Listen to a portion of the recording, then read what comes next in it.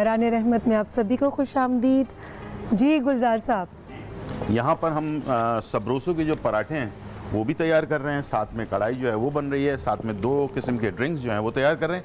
Drinks बनाने से पहले एक बहुत ही इम्पॉर्टेंट मैसेज है फूड पैंडा की तरफ से। और इस वक्त जो बेरोज़गारी हो रही है, जिसकी वजह से मर्द हजरात की नौकरियाँ जो है वो जा चुकी हैं, तो ख़वातीन माशाल्लाह पाकिस्तानी ख़वातीन बड़ी हिम्मत से मर्दों का हाथ बटा रही हैं। घर बैठे जो है वो ख़वातीन जो है होम शेफ़ जो है वो काम कर रही हैं, और इसको जो है सपोर्ट कर रहा है फूड पैंडा।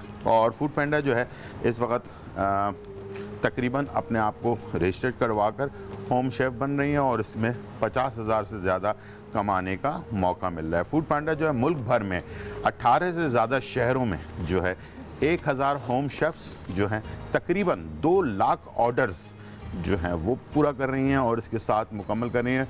और इस वक्त फूड पैंडा जो है वो अपनी जो इरादा रखता है तकरीबन होम शेफ़ 1 लाख के करीब होम शेफ़ बनाने का इरादा रखता है, और उसके लिए आप जो है अपनी भर्ती के लिए रजिस्ट्रेशन करवा सकते हैं www.restaurant.foodpanda.pk www.restaurant.foodpanda.pk पर अपना इंदराज करवाएं और होम शेफ़ बने, घर बैठे कमाएं, अपने हस्बैंड्स की मदद करें, अपने वालदा वालिद फैमिली बहन भाई सबके मदद कर सकते हैं। जो आपकी स्पेशलिटी है घर के अंदर, बहुत सारे लोग मुख्तलिफ़ किस्म के खाने बनाते हैं, मुख्तलिफ़ चीज़ें जानते हैं, वो अपने आप को इस तरह से उजागर भी कर सकते हैं, लोगों तक अपना टेस्ट पहुंचा सकते हैं फूड पैंडा के ज़रिए। बहुत शुक्रिया जी, बहुत बहुत शुक्रिया गुलजार साहब। अरे भाई छोटी सी दुनिया है, अल्लाह ने अगर टैलेंट दिया है, आपको मौका दिया है, उसको अवेल कीजिए जी। ये क्या बात हुई कि जी मैं काम करूंगी तो वो ताना देगा, वो रिश्तेदार बोलेगा, ओ खो मियाँ घर में बैठे बेगम काम कर रही हैं। लोगों की बातों पर मत जाइएगा, अपने अंदर को देखें। आप लोगों को जवाब दे नहीं है, आप उसको जवाब दें, अपने घर के इत्मीनान को देखें। जो ख़वातीन अपने शौहरों के शाना बशाना काम करती हैं, उनकी मदद करती हैं, ऐसी औरतों का और मकाम बढ़ जाता है, और ऐसी औरतों को मुआशरा भी इज़्ज़त की नज़र से देखता है। और जो लोग नहीं देखते तो वो हासिदीन और ताने देने वाले तो हर दौर में थे, हैं और रहेंगे। जिसका जो काम है उसको करने दो, मगर अपना अच्छा काम जो है, अपनी अच्छी पॉजिटिव सोच जो है, उसको कभी मत छोड़ो। तो ये सिलसिला चलते रहना चाहिए। अच्छा डॉक्टर साहब, मैं आपकी तरफ आऊँगी। ये बताइए कि इस वक्त जो हालात हैं, और कल डॉक्टर ज़ुबैर साहब ने एक बड़ी खूबसूरत बात की कि हमें सोशल डिस्टेंसिंग नहीं, हमें फ़िज़िकल डिस्टेंसिंग इख्तियार करनी है। सोशली तो हमें एक दूसरे के साथ और स्ट्रॉन्ग बॉन्ड डेवलप करना है। तो ये जो इस वक्त के हालात हैं और लोग घरों में बंद हैं, उसकी वजह से परेशानी में भी बहुत ज़्यादा मुब्तला है। तो इस चीज़ को कैसे लोग डील करें? देखिए, आपने बात शुरू में कही थी कि जब भी कोई मुसीबत आती है हमारी ज़िंदगी में तो उसके 2 पहलू होते हैं। किस्मत वाले लोग वो होते हैं जो उसका मुस्बत पहलू को ढूंढ लेते हैं, और जो बदकिस्मत होते हैं या जिनको हम वैसे कहते हैं कि जहालत का शिकार हैं, वो हमेशा रोना रोते रहते हैं, चाहे उनको कुछ भी नज़र आ जाए। आप 3-4 पॉइंट्स अगर देखें, let's make a vivid story कि हुआ क्या। एक वायरस आया जिसकी वजह से हम घर में बैठ गए। हम घर में कितने सालों से नहीं बैठे, हमने अपने माँ बाप के साथ, बीवी बच्चों के साथ ज़माने से टाइम नहीं गुजारा। हम खुद कहते हैं अपने मरीज़ों को कि अपने बच्चों को कम्युनिकेशन सिखाएं, उनको तो पता भी नहीं कि वो बात कैसे करें। तो ये टाइम अब शायद ज़िंदगी में कभी ना आए, जो एक बार आ गया 2 महीने का पैच कह लें, 3 महीने का। तो इसमें सबसे पहली बात कि हमारी फैमिली की जो बाउंडिंग्स हैं वो इतनी स्ट्रॉन्ग हो गई कि आदमी किचन में जाने लगा, औरत मर्द के साथ बैठ के बातें करने लगी, दोनों मिलकर ड्रामा देखने लगे और एक दूसरे के साथ लगे रहे, जो कि मैंने तो अपनी ज़िंदगी में बचपन में देखा था, मैं छोटा था। दूसरी अच्छी बात ये हुई कि हम इबादत की तरफ और सफाई की तरफ कितने अच्छे तरीके से आए। आप दुनिया में कहीं पे भी जाते हैं तो वहाँ पे एक सैनिटाइजिंग का अमल तो है ही, ऑलरेडी है। हमारे पाकिस्तान में कई ऐसे इश्तहारात आते रहते हैं, बेचारे बता के थक गए कि सफाई का ख्याल रखें, लेकिन यहाँ पे ये कॉन्सेप्ट अब जनरेट हुआ है क्योंकि अब जान पे आई है। तो अब हमारा आम आदमी, चाहे वो एक PhD हो, चाहे वो एक प्लम्बर हो, कोई भी शख्स हो, वो अपने हाथ धो रहा है, अपने सफाई कर रहा है। और जो ज़रा ज़्यादा अक्लमंद हैं, वो नमाज़ पढ़ के वज़ू कर रहे हैं, नमाज़ पढ़ रहे हैं, क्योंकि उनको लगता है कि तहारत का ये जो लेवल है शायद वो सफाई में वैसे ना हो।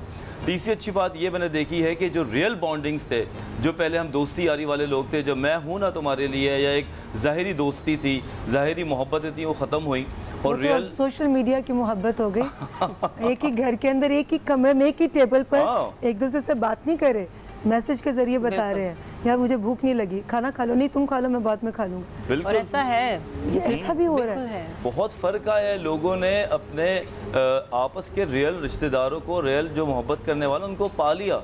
वरना तो लोग क्या थे कि झूठे रिश्तों में बने हुए थे। जैसे कि एक मिसाल होती है कि आप किसी से भी दोस्ती कर लेते हैं, आप मिल के आ जाते हैं, 2-4 1-8 घंटा बैठ के आ जाते हैं, आपको क्या पता उसके हालात, और मुझे उसके हालात नहीं पता, उसको मेरे हालात नहीं पता।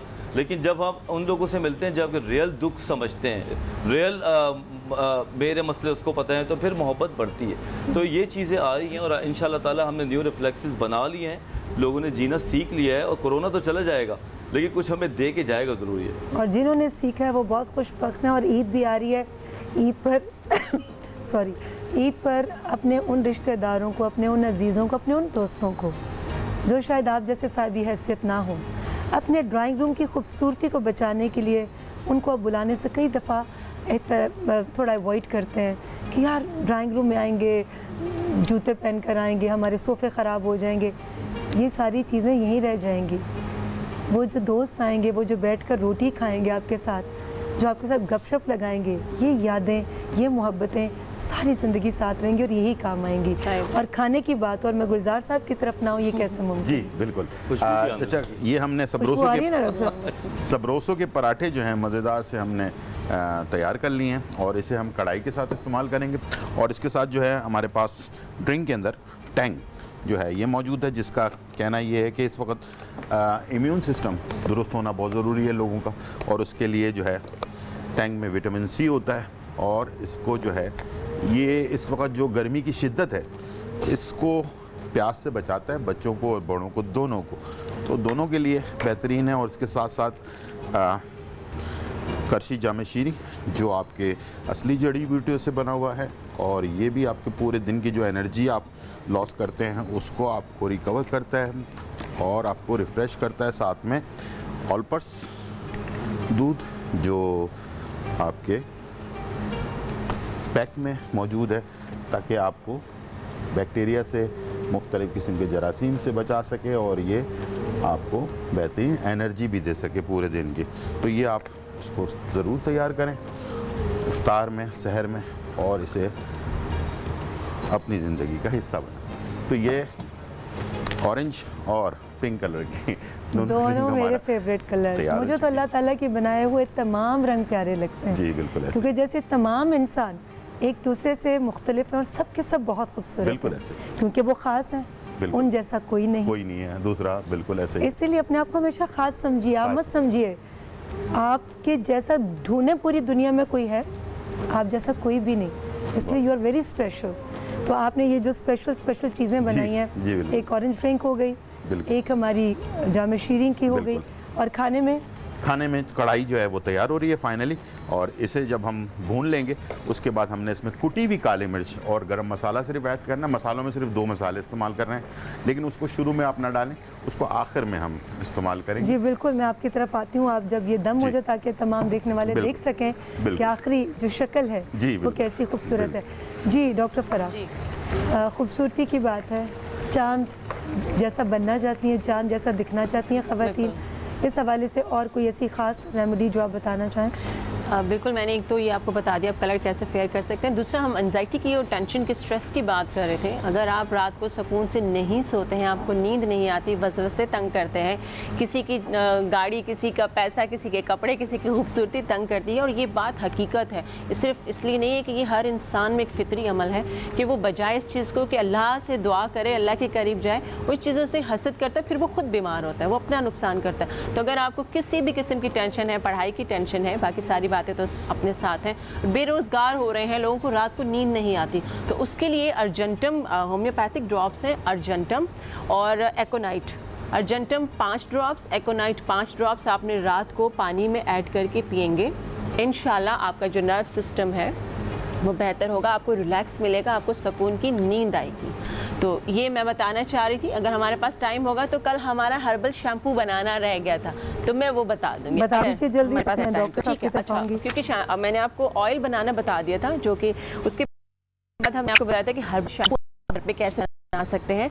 5 लीटर आपने पानी लेना है। 5 लीटर पानी में आपने 1 पाव यानी 250 ग्राम, 1 पाव आपने सीका का ही लेना है, 1 पाव आपने रीठा लेना है, 1 पाव आपने लेना है बालछड़, और उसमें आधा पाव आपने लेना है अलसी के बीज। तो ये आप इसको अच्छा सा पका लेंगे। जब आप पकाएंगे आप देखेंगे ये गाढ़ा होना शुरू हो जाएगा। थोड़ा सा गाढ़ा होगा, आप इसको उतार लीजिए। उतार के ठंडा होने के बाद छान लें। छानने के बाद आप किसी बॉटल में भर के रख लें। तो ये इतना ज़बरदस्त शैम्पू है, आपके बालों को सिल्कीपन भी लाएगा, आपके बाल खूबसूरत भी करेगा, आपके बालों के अंदर ओमेगा 3 भी आप खाते भी हैं, आपको प्रोवाइड करेगा, क्योंकि इसमें अलसी है।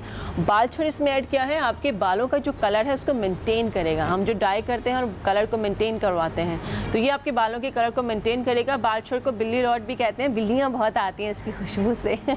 तो ये आप बना के रखें, इंशाल्लाह आप देखें आपके बाल बहुत खूबसूरत हो जाएंगे। आपने आज बालों की खूबसूरती के हवाले से बताया, आपने रंगत की खूबसूरती से बताया, और इसके साथ साथ आपने दिल की खूबसूरती के हवाले से भी इतनी प्यारी प्यारी रेमेडीज़ बताएं। बहुत बहुत शुक्रिया डॉक्टर फराह। मैं आपकी तरफ आऊँगी, आप बताइएगा वजाहत कि जो माएँ और ख़ास तौर पर माएँ, अगर मियाँ ने किसी बात पर कुछ डांटा है तो वो गुस्सा उनका बच्चों पर निकलता है। बिल्कुल।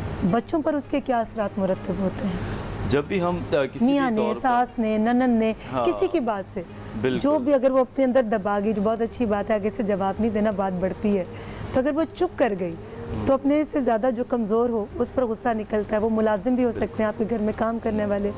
तो ऐसी ख़वातीन अपने रवैयों पर कैसे कंट्रोल कर सकते देखिए, हैं? अल्लाह ताला ने मुख्तसर हमारे बताइए। अंदर डिफेंस मैकेनिज़्म बनाया है। हम कोई भी चीज़ डायरेक्ट बाजू का रिएक्ट नहीं करते या रिफ्लेक्ट नहीं करते। इस चीज़ को कहते हैं एंगर डिस्प्लेसमेंट। इधर से गुस्सा आया और मैंने अपने दिल में रखा, अब मैं ढूंढना शुरू हो गया कौन मुझसे कमज़ोर है। जहाँ मुझे वो नज़र आया मैंने उसके ऊपर गुस्सा उतार दिया।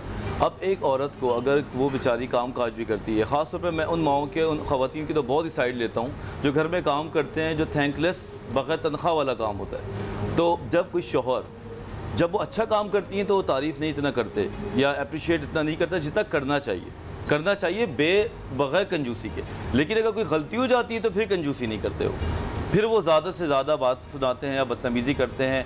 अच्छा, बीवी के अंदर अल्लाह ताला ने रखा कि शौहर की बात चलो सुन साथ के बर्दाश्त कर लेती है, लेकिन अगर वो सास भी कह रही है, घर के और लोग भी कह रहे हैं और फिर शौहर भी कह रहा है, तो फिर बर्दाश्त ख़त्म हो जाती है। तो फिर वो और ऑटोमेटिक सिस्टम है, बच्चों की तरफ जाता है और बच्चों को वो जब वो डिस्प्ले करती है एंगर और वो सारा गुस्सा निकाल देती है, तो शायद वक्ती तौर पे तो उसको अच्छा लगता है। लेकिन बच्चे जो है ना, वो एक बैंक अकाउंट की तरह होते हैं। ये बात हमेशा में याद रखना चाहिए कि जो अकाउंट में जैसा हम डालेंगे फिर ATM से हमें वही निकालना पड़ेगा। एंगर अगर हम उनको देंगे, अगर हम उनको ख़राब ज़बान सिखाएंगे, अगर बॉडी लैंग्वेज हमारी अच्छी नहीं होगी, तो बच्चा 12 साल बाद वही रंगत इख्तियार करना शुरू कर देता है और फिर वैसी हरकतें वो करता है। शायद उस वक्त ना करे क्योंकि बच्चा छोटा होता है तो प्रेशर में आ जाता है, लेकिन 12 साल के बाद वो वही रिफ्लेक्ट करता है। तो हमें चाहिए कि जो हम दे रहे हैं पता चल जाए कि हमें 10-12 साल के बाद वो बच्चा हमें भी दे सकता है। बहुत आपने बड़ी गहरी और बड़ी अच्छी बात की। बस इन चीज़ों से हमने सीखना है और अपनी इस्लाह करनी है कि कैसे हम अपनी ज़िंदगियों में बेहतरी के साथ रह सकते हैं और दूसरों के लिए और अपने लिए आसानियाँ पैदा कर सकते हैं। जी गुलजार साहब, क्या पोजीशन हमारे खाने? ये बस मैं इसको दिखा दूँ आपको कैमरे में। ये हमारी कढ़ाई जो है तैयार होगी। आखिर में बड़ी वाली जो हरी मिर्चें होती हैं ना, उसको आप डालकर 1 मिनट के लिए इसका ढकना लगा दें। तो इससे क्या होगा कि ये ज़रा क्लोज़ करके दिखा दें, कलर आप देख सकते हैं बहुत ही खूबसूरत गोल्डन कलर आया है इसका। जी, ये मैंने वैसे आपसे सीखा है, क्योंकि मैं पहले क्या करती थी, जब खाना बना ना तो हरी मिर्चें पहले डाल देती थी, तो बड़ी सौगी सी हो जाती थी। हाँ, उसकी खुशबू भी ख़त्म हो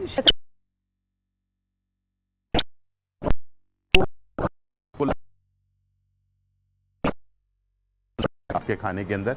ढाबे वगैरह के अंदर जैसे कढ़ाइयाँ बनती हैं उस टाइप का टेस्ट जो है ना वो आपको मिलता जी। है। तो फाइनल आज हमारी कढ़ाई बनी पराठों के साथ। जी, पराठों के साथ। और टैंक का जो है ऑरेंज फ्लेवर हमने बनाया और इसके साथ जामी शीरी और ऑल पर्स दूध को तैयार कर लिया। ये हमारी तरफ से तैयार है रेसिपी। और बहुत शुक्रिया, थैंक यू, बहुत शुक्रिया जी। बहुत बहुत शुक्रिया गुलजार साहब, आपका भी बहुत शुक्रिया। डॉक्टर फराह नाज़ आपका भी, आपने बताया कैसे हम अपना रंग गोरा कर सकते हैं, कैसे बाल लंबे कर सकते हैं। और डॉक्टर वजाहत बहुत बहुत शुक्रिया। शुक्रिया। आपकी बातें बहुत पुरस्सर और बहुत उसमें गहराई और बड़ी खूबसूरत बातें आपने की। आई होप कि हम तमाम देखने वालों को उस तरह से बता सकें कि ये बातें कितनी अहम हैं आपकी ज़िंदगियों के लिए, हमारी ज़िंदगी के लिए।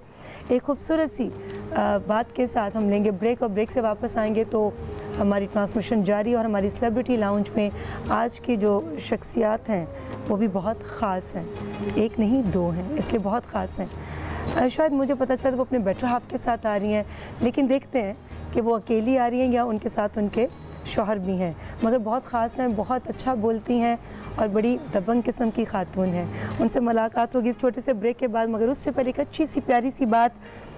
ज़िंदगी उस्ताद से ज़्यादा सख्त होती है क्योंकि उस्ताद सबक देकर इम्तिहान लेता है और ज़िंदगी इम्तिहान देकर सबक देती है। आपसे मुलाकात होगी इस छोटे से ब्रेक के बाद।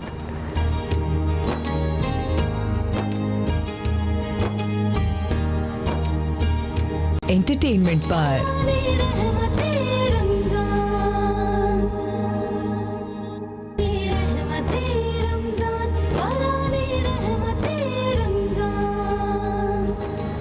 आप सभी को एक बार फिर से खुशामदीद। आज बराने रहमत के सेलिब्रिटी लाउंज में हमारी मेहमान एक ऐसी सियासी शख्सियत हैं जो किसी तारुफ के मोहताज नहीं।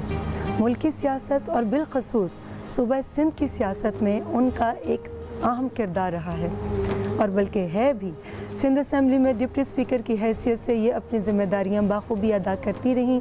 आवाम के मसाइल को अपने मसाइल समझते हुए इन्होंने हमेशा अपनी आवाज़ बुलंद करके उन लोगों को उनका हक दिलाने में किसी से भी पीछे नहीं रहीं और ना ही हिचकिचाईं। आज भी अगर कहीं कोई मसला होता है तो उनकी आवाज़ सबसे पहले उठती है। हमारे साथ मौजूद हैं बहुत ही प्यारी शख्सियत की मालिक शैला रज़ा साहिबा। वालेकुम अस्सलाम। बहुत शुक्रिया रीमा जी, इतना खूबसूरत आपने तारुफ कराया और मुझे ये कहना चाहिए कि आप बहुत प्यारी लग रही। अगर नहीं कहा तो बड़ी नाइंसाफ़ी होगी। ये आपका हुस्न नज़र है और आपका बड़ापन है क्योंकि लोगों को कुछ अच्छा भी नज़र आए मगर उनका ज़र्फ़ बड़ा छोटा होता है। नहीं। मगर आपका दिल भी बड़ा, आपका ज़र्फ़ भी बड़ा और तभी इतनी बहादुरी के साथ आप ऐसे मर्दों का मर्दाना वार मुकाबला करती हैं और सामना करती हैं। मैं ज़नाना वार मुकाबला करती औरत कम नहीं है किसी से। जी बिल्कुल बिल्कुल, लेकिन उन्हीं को आप बड़े दबंग तरीके से जवाब देकर खामोश करवा देती हैं। तो ये ताकत, ये एनर्जी क्या पहले दिन से आपकी पर्सनालिटी का हिस्सा? पहले दिन से भी हो सकता है, पहले पता नहीं था, लेकिन जिस दिन मैं अरेस्ट हुई तो उस वक्त मेरी उम्र इतनी नहीं थी और इंसान हर चीज़ के साथ। उस दिन मुझे पता चला कि मैं बहादुर हूँ क्योंकि हमारे यहाँ जो एक रिवायती रवैया हमारी पुलिस का था, जब मुझसे उस तरह से मुखातिब किया गया तो मैंने कहा मुझसे तमीज़ से बात करो। और जब बहुत ज़्यादा गलत तरीके से कुछ बातें की गई तो मैंने पलट के जवाब दिया। तो मुझे हैरानी ये थी कि ये मैंने कैसे कर लिया, बाद में मुझे पता चला। लेकिन मेरे कॉलीग हैं, मिनिस्टर हैं, और सईद गनी कौन नहीं जानता, उन्होंने अभी एक प्रोग्राम में कहा कि शैला रज़ा तो पागलों की तरह बहादुर है। तो मैंने कहा ये नेगेटिव कमेंट्स हैं यार। लेकिन एक तरह से उन्होंने आपकी हौसला अफजाई की कि कोई गलत बात देखो तो मुझे ये अच्छा लगा उस दिन। और मुझे पता नहीं था कि वो मुझे इस तरह बहादुर समझता है कि मैं। तो बड़ी बात होती है कि आप एक असीर की हैसियत में है और आपके सामने जो सबसे बड़ा ताकतवर है वो एसपी है, जो है आपसे बात कर रहा है और आपको मुखातिब इस तरह कर रहा है कि आपको एक तरह से वो बहुत ही निचले दर्जे पे ले जा रहा है और आप उसकी आंखों में आंखें डाल दें और फिर उसको बताएं कि तुम ये गलत कर रहे हो। तो ये मुझे उस वक्त मालूम हुआ कि मैं बहादुर हूँ। और फिर ये है कि आप जिन लोगों के साथ होते हैं, जिन लोगों को देख रहे होते हैं, जिनको फॉलो कर रहे होते हैं, आप में उनका असर ही होता है, इसीलिए तो आप उन्हें फॉलो करते हैं। तो हम तो मोहतरमा बेनज़ीर भुट्टो और शहीद ज़ुल्फ़िकार अली भुट्टो को फॉलो करने वाले लोग हैं और सियासी तौर पे। जी, मैं बिल्कुल इस तरफ भी आऊँगी। रमज़ानुल मुबारक का महीना है, पहले तो ये बताएं कि इस वक्त जो हालात चल रहे हैं, ये रमज़ान आम जितने भी हमारी ज़िंदगी में रमज़ान गुज़रे आम दिनों से बहुत मुख्तलिफ है। तो आप ये बताएं कि ये वक्त कैसे गुजार रही हैं और क्या मसरूफियात हैं आजकल? 15 रमज़ान तक तो मैं काफ़ी मसरूफ़ रही, क्योंकि डिस्ट्रिक्ट ईस्ट का चार्ज मेरे पास था। तो ज़रूरी नहीं है कि आप किसी को ऐसे राशन देते ही वे अपना फ़ोटो बनवाएं, लेकिन ये बहुत ज़रूरी है कि जो राशन जा रहा है और उसकी क्वालिटी आप चेक करें। जो एक गवर्नमेंट ने क्वांटिटी बताई है 10 आइटम्स हैं, वो आप चेक करें।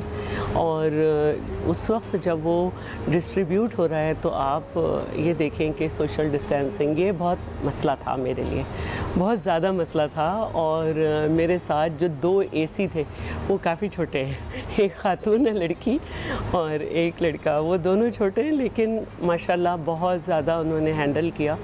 और फिर 17 रमज़ान से ज़रा मुझे दूसरी तरफ लगना पड़ा, क्योंकि काम भी ख़त्म हो चुका था और कपड़े मैंने नहीं बनाए हैं, और ये हकीकत है। और कुछ भी पहने आप अच्छी लगती हैं, वो कोई मसला नहीं है, लेकिन एक कॉन्सेप्ट होता है कि जुमतुल विदा का सूट बन जाए, और सारे साल इंसान कपड़े बनाता है तो ईद पे नया पहन ले, और जुमतुल विदा का तो हिसाब भी नहीं होता है। और मैं ज़रूर बनाती हूँ, लेकिन मैं तमाम लोगों से इसलिए ये बात शेयर कर रही हूँ कि अगर मैं बाज़ार जाऊँगी तो यकीनन मैं कुछ अभी तक मैं जो हूँ वो कोविड नेगेटिव हूँ। ये ना हो कि कोई ऐसे लोग हों जिनसे मैं ख़ुद कैरी कर लूँ और फिर मेरे घर में दूसरे लोग हैं उनको मुश्किल उठानी पड़े, और उनसे भी ज़्यादा उन डॉक्टर्स को और पैरामेडिक्स के लोगों को मुश्किल उठानी पड़े जो अपने घर वालों से अलग होकर हमारे लिए खड़े हुए हैं। तो मैं दरख्वास्त करती हूँ तमाम लोगों से, ईद की असल खुशी ये है कि हमने रोज़े रखे हैं, हमने इबादत की है, हमने कुरान शरीफ पढ़ा है, तर्जुमा पढ़ लें एक दफ़ा के बाद, एक दफ़ा अरबी पढ़ें तो एक दफ़ा तर्जुमा ज़रूर पढ़ा करें। और उसके बाद सच्ची खुशी यही है कि हमने रोज़े रखे और उसके बाद ये दिन नसीब हुआ तो कपड़े हम फिर बना लेंगे, फिर आगे चल जाएंगे। और जो कपड़ों के पैसे हैं, अगर कोई फैमिली में ऐसा है कि जिसके यहाँ उससे राशन आ सकता है तो उसको भी देखा जाए तो बहुत अच्छा है, फैमिली में, आपके जानने वालों में। तो ये बातें छोटी छोटी हैं और लोग समझते हैं कि सियासतदान के सीने में दिल नहीं होता, लेकिन मैं समझती हूँ कि जो अपनी नींदें हराम करे और जो लोगों के लिए खड़ा रहे वही असल सियासतदान है। बेशक, बिल्कुल आपने ठीक कहा, बजा कहा आपने। अच्छा ये बताइए कि आप माशाल्लाह खुश ज़ौक़ नज़र आती हैं, खुश लिबास नज़र आती हैं, तो ये जो कपड़ों की सिलेक्शन है ये आपकी अपनी होती है या शौहर साहब की पसंद? ज़्यादातर अपनी होती है, और एक ज़माना था कि मैं कटिंग और स्टिचिंग भी ख़ुद करती थी और आजकल भी कर रही हूँ क्योंकि घर पे हूँ। मेरी भतीजी जो है वो टॉम बॉय है और उसके पास गर्मियों के कपड़े नहीं थे और पैंडेमिक स्टार्ट हो गया, मैंने अपने कपड़े काटे घर में बैठ के और उसको स्टिच करके दिए। और कुछ 1-2 मेरे पास चीज़ें रखी हुई थी जो मेरे घर में मेड है, उसके स्टिच करके दिए। तो ये एक मौका मुझे मिला, तो कपड़े मैं खुद ही, एक वक्त मैंने बुटीक भी खोला था लेकिन वो चला नहीं। अच्छा ठीक, अच्छा ये बताइए, कोई बात नहीं, क्योंकि ब्रांड नहीं बन सका, आपने शायद उस तरह से तशहीर नहीं की या वो लवाजमत पूरे नहीं किए जो इस चीज़ की डिमांड है। और दूसरे ये कि मेरी कोशिश ये थी कि मैं वर्किंग वुमेन ड्रेसेस जो है उनको इंट्रोड्यूस कराऊं, क्योंकि उस ज़माने में बहुत ही अम्ब्रेला स्टाइल में लॉन्ग जैसे आपने पहनी हुई है ये चल रहे थे। तो वर्किंग में भी हमारे यहाँ लोग ये पहन के आते हैं, बस में भी यही पहन के चढ़ जाते हैं, दूर से बिल्कुल इतने घेर में आ रहे होते हैं, ऑफिसेज में भी। तो मेरा अपना ये ख्याल था कि वर्किंग वुमेन का ड्रेस जो है वो बिल्कुल चेंज होना चाहिए, वो उसकी पर्सनालिटी के हिसाब से, उसके प्रोफेशन के हिसाब से होना चाहिए। 3/4 स्लीव्स होनी चाहिए और जो अच्छा ये तो आपने बात की कि आप दूसरों के लिए क्या पसंद करती हैं, लेकिन जो आपको पसंद करते हैं और आपको ब्याह कर अपने घर ले गए, मुझे बताएं कि अगर उन्होंने कभी कह दिया कि भाई शैला आज ये कलर नहीं पहना और आपका दिल है कि मैंने यही पहनना है, तो इस इख्तिलाफ को कैसे डील करती हैं? आपको अक्सर मैं डार्क कलर्स में नज़र आती हूँ तो समझ लें वो उनकी पसंद है। उनकी पसंद और जब मैं लाइट कलर्स में नज़र आ जाऊँ तो समझ ले मेरी पसंद है। एक दफ़ा मुझे चांद रात पे गिफ्ट मेरे लिए लेकर आए 2 red lipsticks 2 red nail polish, क्योंकि 2 रेड लिपस्टिक्स और 2 रेड नेल पॉलिश, क्योंकि मैंने सिर्फ ये कहा था कि मेरे पास कोई अच्छी लिपस्टिक और नेल पॉलिश नहीं है। तो बच्चे भी छोटे थे उस वक्त, मरहूम दोनों, तो मैं नहीं गई बाज़ार, और तो चांद रात पे मेरे लिए 2 तोहफे आए, 2 red lipsticks, 2 red nail polish. और एक दफ़ा ये जो हमारे इयररिंग्स हैं ये बड़े बड़े अब तो चली गए, जब शुरू में ये चले तो मैं वाह कैंट में थी, तो मैं वहाँ पे गई तो मुझे अच्छे नहीं लगे। आप जैसे कोई चीज़ लेने लगते हैं तो आपको अच्छे नहीं लगती, तो मैंने नहीं लिए। वापस आके मैंने कहा कि थे लेकिन है ना बिल्कुल अच्छे नहीं थे।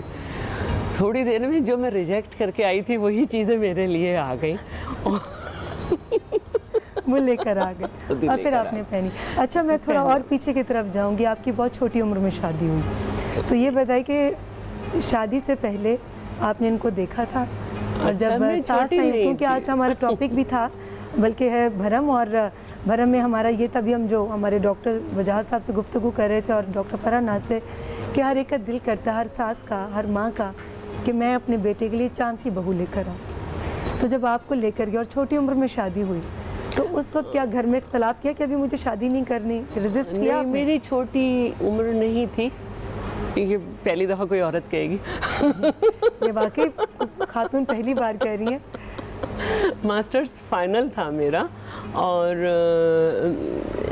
मैं अपनी शादी से पहले ये कहा करती थी कि मेरी शादी नहीं होनी चाहिए।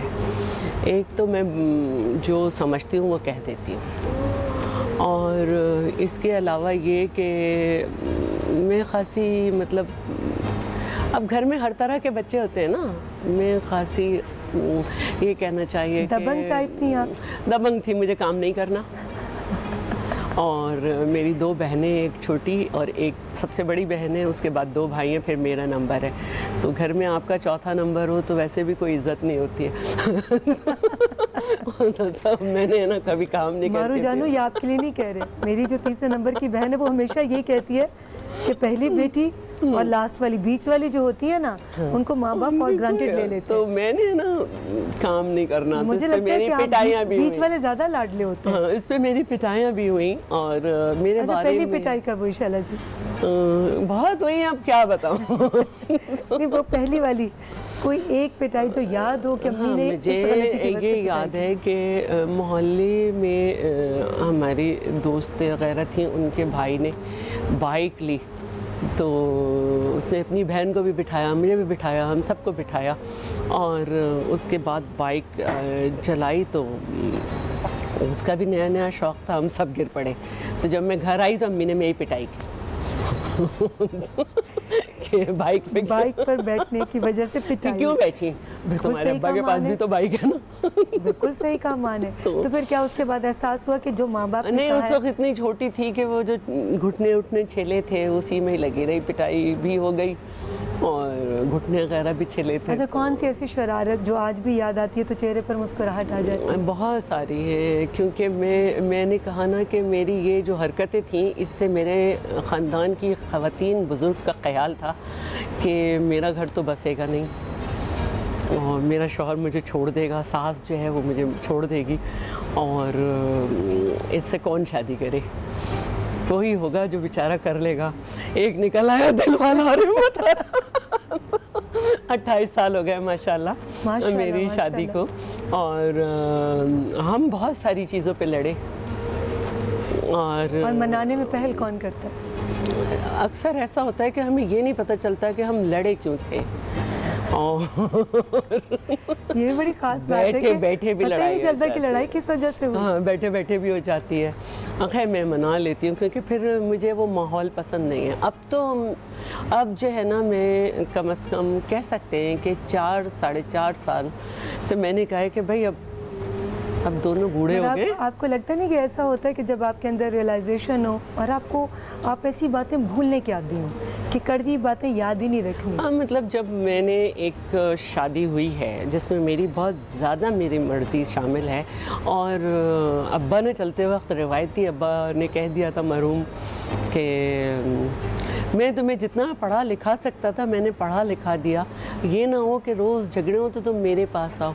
अपनी फ़हम और फरासत से काम लेना, अपनी राय ज़रूर रखना, लेकिन ज़रूरी नहीं है कि वो तुम्हारी राय मानी जाए, लेकिन अपने आप को जस्टिफाई ज़रूर करना।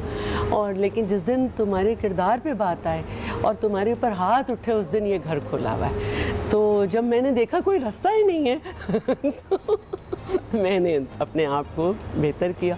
वैसे भी मुझ में चेंजेस आ चुकी थी जेल जाने से। मैंने 4 महीने तकरीबन जेल में काटे हैं और 27 या 28 दिन मैंने CIA सेंटर में काटे हैं। तो मुझे बर्दाश्त बहुत है। आप जेल कैसे गईं और जेल में आपका टाइम कैसे गुजरा, इस हवाले से शाला रज़ा साहब से पूछेंगे, उनका जवाब मगर इस छोटे से ब्रेक के बाद।